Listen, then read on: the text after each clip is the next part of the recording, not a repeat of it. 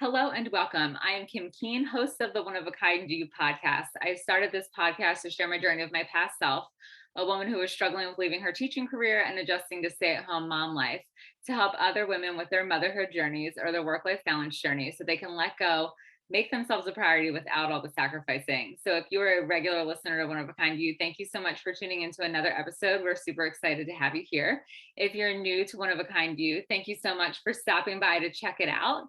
I hope that you'll find value in it and you'll continue to stick around some more. The way this podcast usually works is that I share a journal entry of mine from about 5 or 6 years ago when I was in the thick of the struggle, and what I know now as a certified life coach and what I wish I had known then. But today we have a guest with us. Her name is Rachel Burns, and she is actually a financial advisor. And so I thought, yes, we totally need this because waiting for a rainy day to talk finances is never a good idea. And so I'm super excited to have Rachel on, and I can't wait to learn about her tips and tricks and her thoughts on financial planning and preparedness, especially as it relates to saving for college for our kids. So thank you so much, Rachel, for joining us today. Thanks for having me on, Kim. I'm excited. Yeah. So have you always been a financial advisor, or is this like something that you got into kind of accidentally? It was definitely not an accident. So I knew in college that I think I knew pretty early on in college that I wanted to be a financial advisor. I don't think I totally understood what that meant at the time, but I thought, I like suits and I like, business stuff. So I had this like idea in my head that was very much like based on the 80s Wall Street type advisor. Yeah, like that badass 80s lady. I love it. Huge shoulder pads, Yes. like really bright lipstick. Yeah. Yes, So I love it. when I got out of college and I actually got into the industry, first of all, it was a very bizarre time to get into the industry because I started in early 2008. So that was right before the whole world came crashing down. So I'm like, oh, this is great. I have my new career that I'm starting. And then all of a sudden, just like Armageddon with the markets and everything. And so it was a difficult time to be a new advisor because I was in my early 20s and looked like I was in my early 20s. And but it was a learning experience. I mean, that was probably, I don't know. I'm kind of glad I started when it was that crazy because everything just seemed so like chill afterwards. But I'm sure too, you gained a lot of knowledge and insight about financial planning that you probably wouldn't have gained had you come in at a time where the market was smooth sailing, and there was, no obstacles or challenges with the market. So I'm sure that was a much better learning curve. Absolutely. And I know a lot of new advisors that I've seen over the past several years, they've never been through a market cycle like that. So they're like, oh, we could just be super aggressive. And they don't know what the worst case scenario looks like, which can be kind of scary when they're planning for someone who's older or who's approaching retirement. It's like, if you haven't seen how that can go, I think advisors don't have the perspective to like take the appropriate amount of risk. So I was kind of glad that I got that out of the way early, that I learned that lesson. But I stuck around even when things went sideways, and I ended up doing a couple of different roles. Like I was in the financial advisor program, and then I kind of did a detour and trained financial advisors for the technology group for the firm I was working with, which was like the most fun job ever. But my intent was always to get back to the financial, to the client facing side, to the financial advising side. And so I did come back. I came back and wanted to go to grad school. And so I came back to the branch because I was like a regional person. I was traveling all over the place. So I came back to the branch, did grad school, and then ended up getting recruited by a different team at a different firm. And so that was like a very traditional career, financial advising career so far. Yeah. But what I realized is the parts of that job that I really liked were not the parts that I thought I would. I wasn't really that interested in managing themselves. Like that's part of it, but it wasn't like the most exciting thing to me. But the financial planning part was so interesting and made such an impact, or could make such an impact on someone's life, rather than just like picking mutual funds. Not that that's not important, but if you're like, hey, these are the things that you need to do in order to achieve your goals that are most important to you, that's like a kind of powerful thing that you can do for someone. Yeah. And I just fell in love with that part of the job.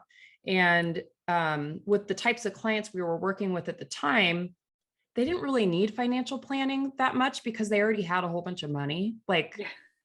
People with a lot of money have different planning needs. They're like, okay, how do I hang on to all this money, or how do I protect it, or whatever? But Or get like, even more money.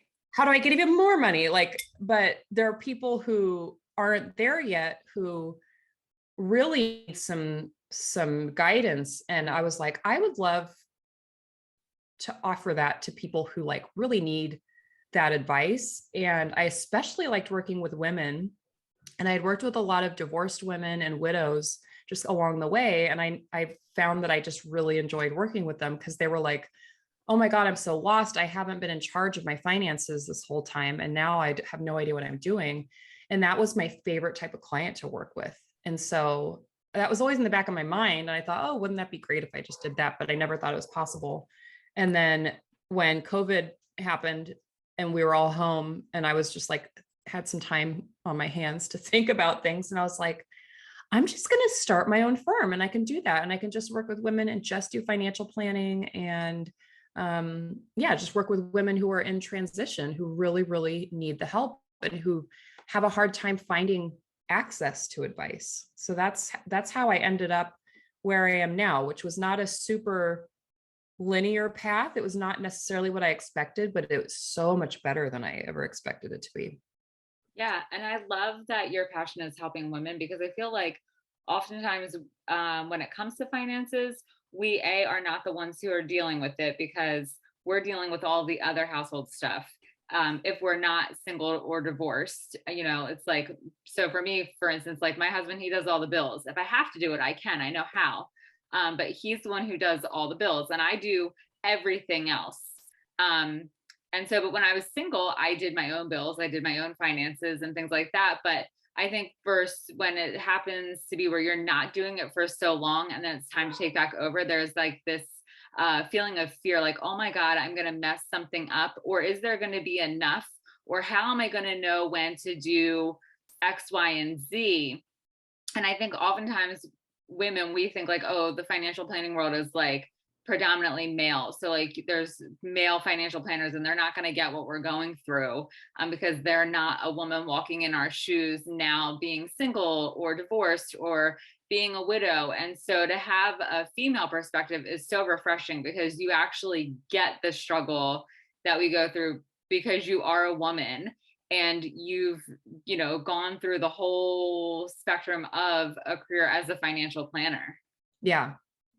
And I think the female perspective, I think that's exactly it. That when you go meet with a stereotypical financial advisor, they all the advisors I know, they're great guys, but they kind of have a prescribed way of like giving advice. And it's very much like it tends to be more focused on the performance of the investments. And it's not so much about the goals or what the client's trying to achieve. Like they don't necessarily try to ask what's important to you, what are you wanting to achieve, and how can we, make some changes with your finances in order to get you there. It's just a very different approach. And I learned that old way of doing, and not that old way, but I learned the traditional way. But then when I was meeting with clients, they're just like, yeah, but am I going to be okay? Mm-hmm. Like, I don't know. I don't care about the charts. Am I going to be okay? And I'm like, well, what does okay look like to you? And then we figure it out. And I was like, oh, this is what women seem to be more interested in. which is great because that's what I like to talk about. I don't want to talk about performance of investments. I want to talk about like, let's talk about your kids and let's talk about your life and what you want to do and where do you want to travel and like what can we do with the pieces to make sure that you can do that. Yeah, the overall vision. And I think it's not that the man way is the bad way. It's just a lot of masculine energy. So where it's like nice to have that touch of feminine energy because there's not always a lot of feminine energy in the financial planning world. So Yeah. as you've worked with your female clients, what is the biggest struggle that you've seen so far? Or is it kind of like everyone has their own struggles and they're all different? Everyone has their own struggles, but one common theme I see is a lack of confidence. And you'd be surprised at the people who have a lack of confidence when it comes to finances. Because I work with a lot of women who are extremely intelligent, they're educated, they're accomplished, they're, independent, but they feel like they're not where they should be in terms of their finances, or they feel like they don't know as much as they should and they feel bad about it. And then it makes them feel insecure going forward about their financial situation. And it's so common because if you think about it, like we don't really learn about basic finance in school. Mm-hmm. Parents don't always talk about that with their kids. Some parents do, but I would say most parents don't. So it's like you move out of the house when you're 18 or 20 or whatever, and you kind of figure it out as you go along. And no one ever really sat down to have like a meaningful conversation about finances with you.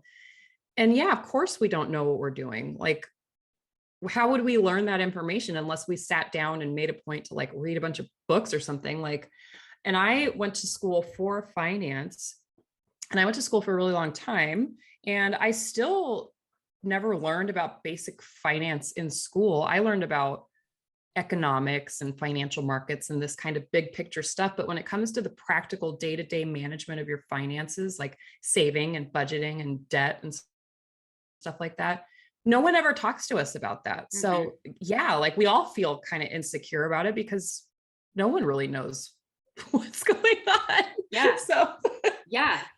And it's, I think parents don't talk to their kids about it because they're like, oh, this is grown-up stuff. Stay a kid as long as you can, and then we'll talk finances later. But what happens is later doesn't come. And yep. So my husband and I, we try to talk finances with our daughters a little bit. They're 9 and 12. And we've said it when they were really little too, because there was at one point in time where my daughter was like, well, just swipe your card. And I was like, yeah, that's not really how that works, my love. Like you can swipe the card and we don't use credit cards. So like, well, that's not true. So back then we would just swipe our debit card for everything. But then our checking account had been hacked a couple of times. So then it was like they had access to our checking. So then now what we do is we just swipe a credit card, but we pay the balance off at the end of every month. So we're not accruing interest. But regardless, I'm like, so we had the conversation, the difference between a debit card and a credit card, and how regardless, whatever plastic you're swiping, there has to be money there. So you can't swipe a debit card with no money in a checking account because it's not going to work. You can swipe the credit card, but if you don't want to pay interest for gobs of years, extra money, then you don't swipe the credit card. So you only swipe the card if you have the money. And so that's something that we've, tried to instill relentlessly into our girls' brains. Because when I was young, I was stupid with my credit cards. I maxed them out and had to bust my butt to pay them off. And, it was not good. My credit score was low and I had to work really hard to build that back up because I just swiped and swiped and swiped and swiped. And I was like, I'll pay it later. I'll pay it later. Always just making the minimum monthly payment. But then it's like, duh, dum dum. Like you just put yourself in this hole of debt that you can't get out of. And while I was busting my bum to pay it all off, a girlfriend of mine, same age, more credit card debt than me, she couldn't. Like no matter how much she paid, the debt was just not going away. So like 26, she filed for bankruptcy. Wow. So that's why it's like I try to instill in my kids, like you don't swipe that card if you cannot pay that balance the next month within reason. Like if it's an emergency or something, like obviously like you need a heating unit or AC service or whatever, but like just for the pair of shoes or just for the cute earrings, you can't do it, girls. You Yeah. can't do it. So, Yeah. yeah, because when they were little, like 4 or 5, she was like, just swipe your card. And it's like, wrong. We are putting the brakes on. We are not just swiping cards. Yeah. There's a method to the madness here. Yeah.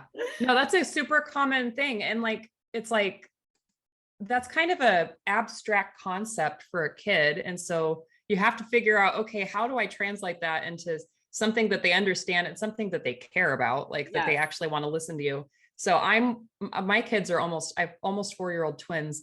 And when we go to the store, this is a new thing. Now they think they get something every time we go to the store. Like they get a Yep, been toy. there, done that. And I'm like, no, going to the store is just a part of day-to-day life. And that doesn't mean you get a reward every time. Right. And so they're like, well, why? So we had this big blow up yesterday at the grocery store. One of my kids wanted this flashlight. And I'm like, no, you don't just get a flashlight. It costs money. Yes. And that money could be used for something else. Like it's really hard to get a 4-year-old on board with that. But I'm like, I'm going to start early so that maybe this will get easier over time. Yeah. And so my kid, so my girls' school, they have something called Bank at School with one of the local banks. And so when my girls were little, it was like, we did the whole allowance thing for them to do, just 5 chores a day, every day. And if they missed something, then it was like they didn't get their full $5 at the end of the week. So we said, you can put $2 a week in your Bank at School savings account. And but at first they're like, well, you're putting the money in. I'm like, I'm not putting the money in at your Bank at School account. You're putting the money in. Yeah. So it's like, it's a real savings account. It's through the local bank. But they were like, well, I don't want to put my dollars in. I'm like, well, I'm not putting my dollars in. Like you're putting. So then we compromised. I said, okay, I'll match you. If you put $2 into your bank, I'll put $2 into your bank. And so I'll match you. And so, they, with the pandemic, it stopped. And the teller, when I went in not that long ago, make a deposit into their account. She's like, "Are they going to do it again?" I'm like, "Lady, I don't know. You're going to have to call the school." I just love seeing the kids and yada yada yada. Oh, so I'll bet. Yeah. So, it's like trying to instill those good habits when they're young. And so now I've got my kids on board with the fact that it's okay to receive money for like birthday, Christmas, and to put it into their savings account, even if they only just put half. And so they're like, yeah, that's fine. That's fine. I'm like, whoo, thank you. So we don't have all this random nonsense junk toys all over the house that they play with once and then never touch again. Yes. So just those, like trying to instill those little things while they're little, but it's not always easy because it's funny, they don't want to come up off of their own money, but they want us to come up off of ours. For the like, yeah, I like the idea of saving, but not my money. Right. That's for your money. Right. So, and so now that my girls are older, my nieces are getting, all of the kids in my family are getting older. And so, one of my nieces, she's starting to look at colleges, which is crazy town to me. And so, so then we have the conversation with our girls, like, your Bank at School money can go to college. It can go to a down payment for a house. We can invest it in something for you. There's so many different ways to value your money over time. And so like, weighing the pros and cons of like, do you really need the newest pair of Vans sneakers?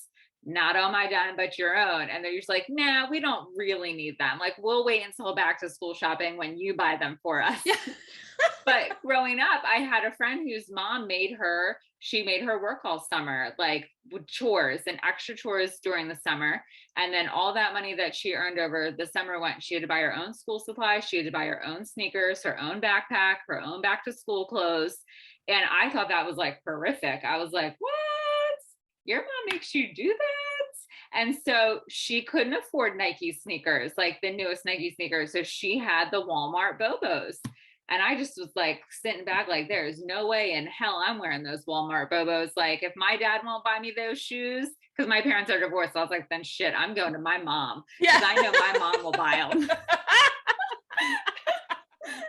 But now as a parent, as an adult, I'm like, her mom actually did an amazing thing for her. Absolutely. Yeah, those are lessons learned at a critical time in your development where that is not going to leave her. I mean, she's going to remember that forever. Yeah. That's a good mom. Yes. That's a stern mom, a good mom. Yes. That's So hard to I'm do. not quite there with my kids Yeah. and back to school shopping and making them buy their own clothes. But maybe someday I'll get there. I don't know. I'm running out of time because they're 12 and 9. So it's not I like I have know. that thought. So with that thought being said, I guess it's never too early to start saving for college. Yeah. Yeah. So that's a big thing. And that's something I think about professionally with clients all the time. But also, I have twins that are going to be probably in college at the same time, which is just the most horrifying thought ever.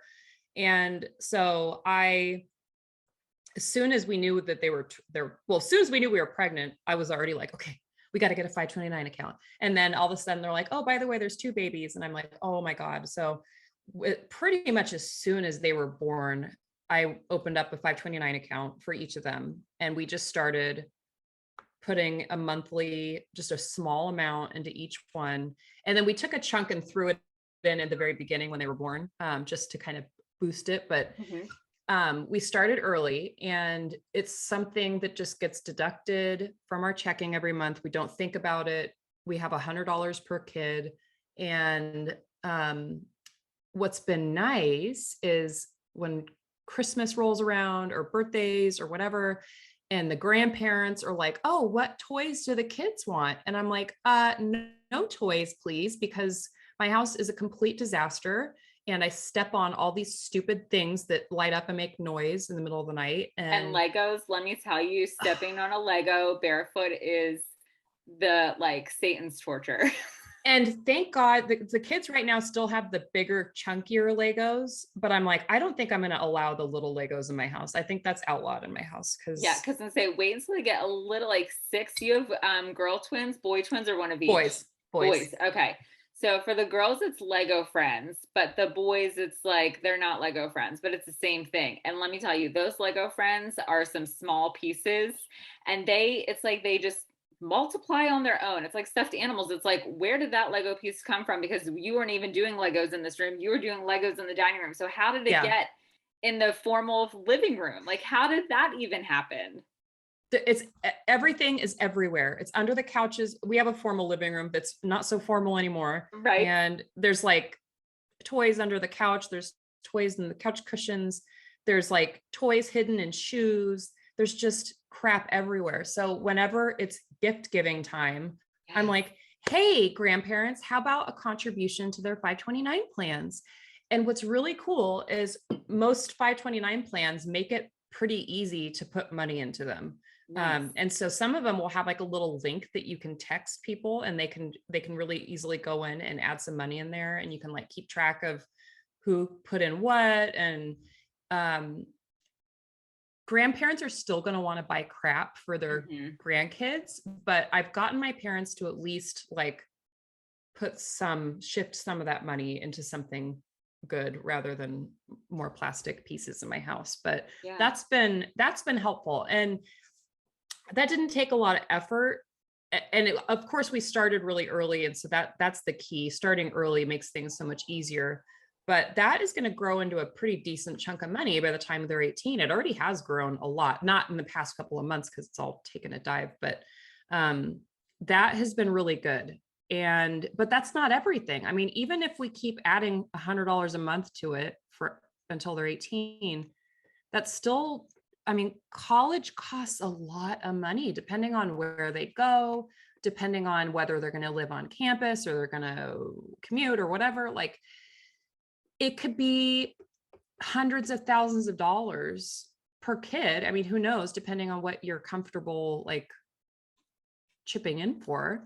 And even being prepared by starting a 529 the second you know that those kids exist, that's still not necessarily enough. It's still a challenge. It's still a huge like thing you need to figure out how you're going to deal with that.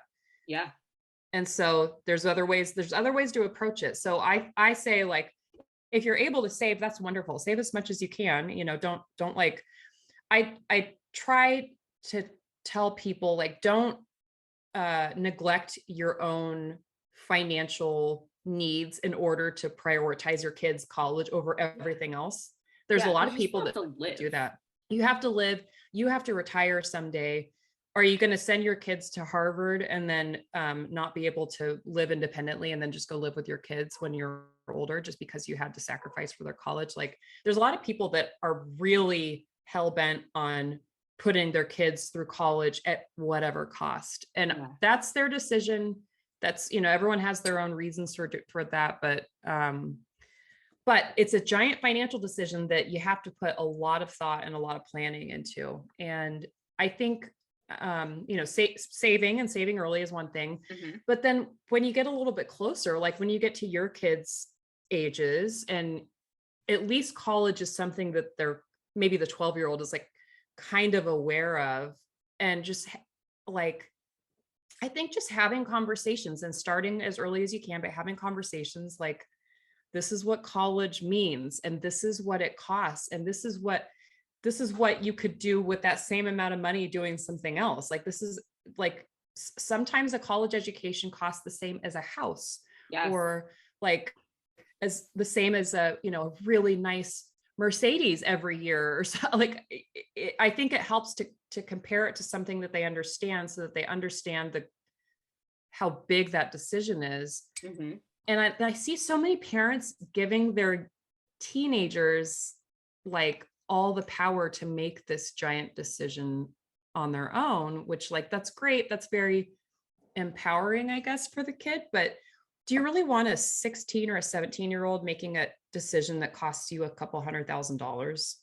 Like, my kids, I don't know. I have no idea what they're going to be like when they're teenagers, but I can't imagine being that confident in their decision-making abilities at that point. Yeah, because the brain's still forming, and sometimes we use the wrong motivating factors to make decisions in that age range. Yeah. And then, like, I don't know, sometimes I'll talk to teenagers and I'm like, oh, so where are you thinking about going to college? You know, what made you like that college? And sometimes they're like, oh, I like you know, it's close to the beach, or it's, you know, they have a good like sports program or whatever. My friend is going there. Yeah. Or like the boy I like is going there or something. Yeah. But I think when kids are a little bit older and it's actually kind of go time when it comes to figuring out where your different options are, I think, like, looking at, okay, what are the factors that are important in this decision? Is it do you want a school that is known for your particular major, or do you want or do you want a school that has, like, you know, the ratio to teachers to students is high or low or whatever? Like, what's actually important? So you're not just like willy-nilly picking schools, you know, based on the pictures in their brochures, because you're expecting to get a return on investment. I mean, as a parent, you're expecting to get a return on investment, and kids, that's kind of, they don't quite understand that yet. But if you're going to take your kid who is, you know, let's say you have a kid who's kind of a slacker in school, doesn't really know what they want to do, not super ambitious, are you going to invest a few $100,000 to send them to some private school to major in something that they kind of sort of are interested in? Or do you, like, you know, some people have kids that are like, oh, I knew I wanted to be a doctor from the day I was born. And I was like, you have to consider the potential return on the investment that you're going to put in your kids. And maybe it's not very nice to think of your kids as investments, but like, what are you going to get out of that investment? And maybe it's worth it, but it's just a big decision that just has to be thought about more than I think it is thought about. Yeah, 100%.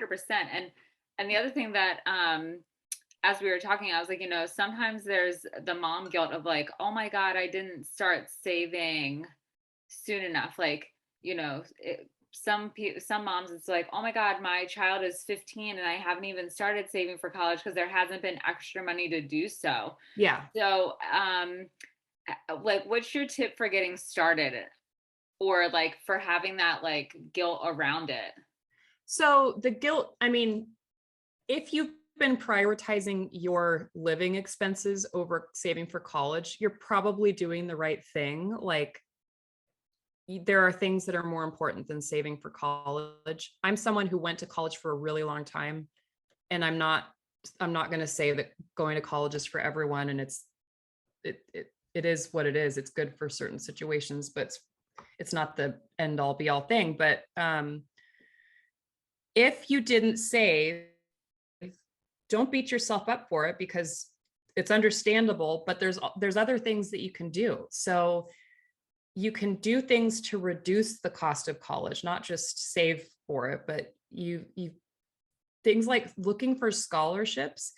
I think a majority of people don't put in the effort to do that.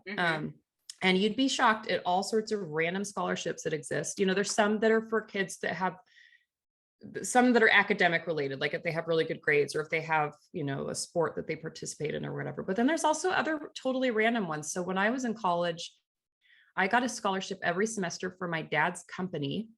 The CEO of the company made this scholarship every year. I was the only kid who ever applied, and I got it every single semester.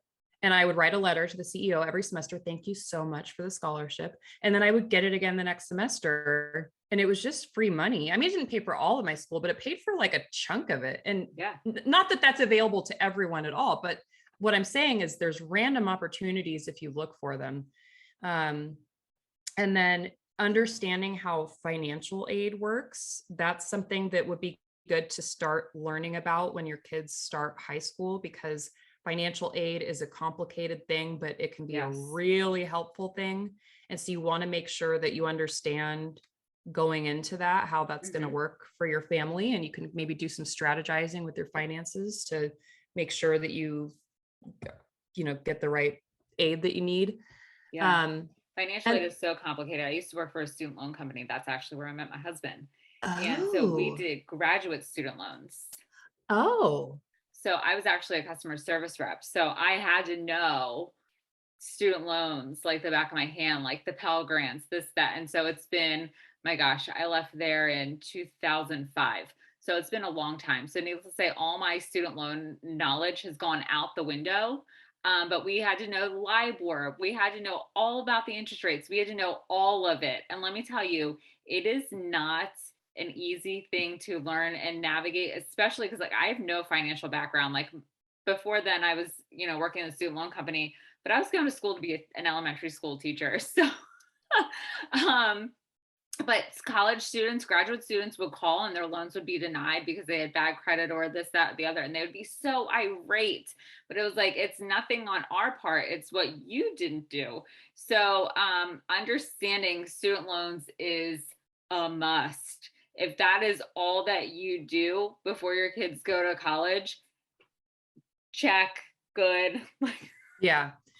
And so there's student aid, there's like the aid that you can get, but then there's just straight up loans that have to be paid back.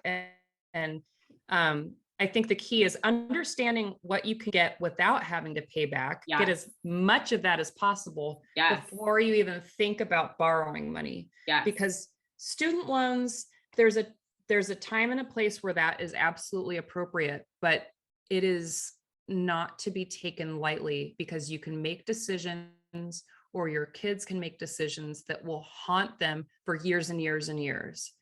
And so full transparency, so I didn't go to college right out of high school because I was having some boy issues at the time, but my parents only had $13,000 saved for me. And so that all went out the window, like first 2 years at community college. And so then when I moved to New Hampshire with my husband, he went to law school and I finished my undergrad degree. So I was working on my undergrad in my mid 20s. So I was 5 years older than everyone on campus.